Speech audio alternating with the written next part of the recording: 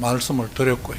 그 이후로 또 밖에 나와서 대접견실에서도 저희 행동을 CCTV를 통해서 봤더니만 제가 기억하지 못하는 그런 여러 가지 행동들로 그 만류하는 모습들이 있었습니다. 제가 뭐 구체적으로 제가 조사받을 때에 그 말씀들을 안 드렸다고 해서 조사받을 때 여러 가지 고통을 당했습니다만, 제가 대통령께서 그 계엄을 선포한다는 것에 대한 여러 가지 문제점과 이야기를 하면서 그 반대를 했던 것은 사실입니다. 네, 12.3 비상계엄의 피고인은 왜 반대를 했습니까?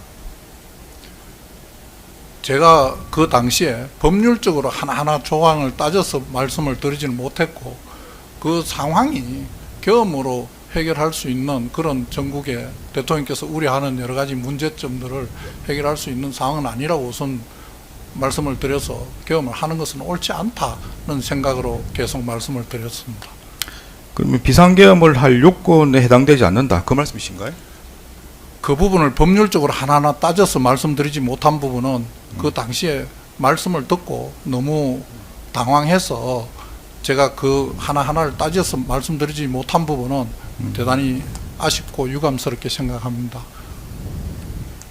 근데 방금 답변하신 내용 중에 보면 비상계엄을 할 상황이 아니다, 이렇게 말씀하신 거잖아요.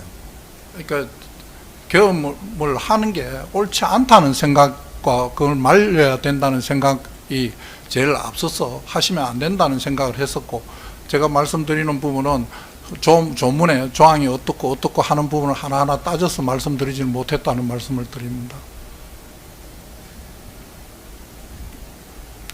뭐 경황이 없었다는 취지로 말씀하시는 것 같은데, 그러면 지금은 어떻습니까? 12.3 비상계엄은 요건을 갖추고 있습니까? 제가 첫날 우리 변호인께서 말씀하신 바와 똑같이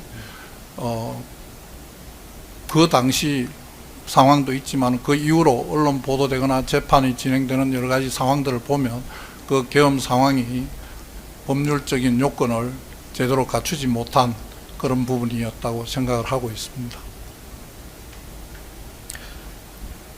그럼 그 당시는 법률적 요건을 갖추고 있지 못하는 걸 알지 못했다는 겁니까?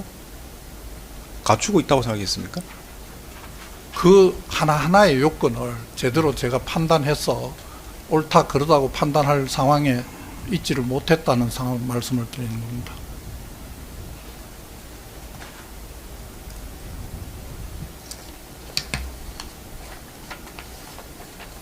그럼 비상계엄을 반대한 게 법적인 문제로 반대를 했다는 겁니까? 아니면 여러 가지 정치적인 상황 때문에 반대를 했다는 겁니까? 어떤 입장이란 말씀이신가요?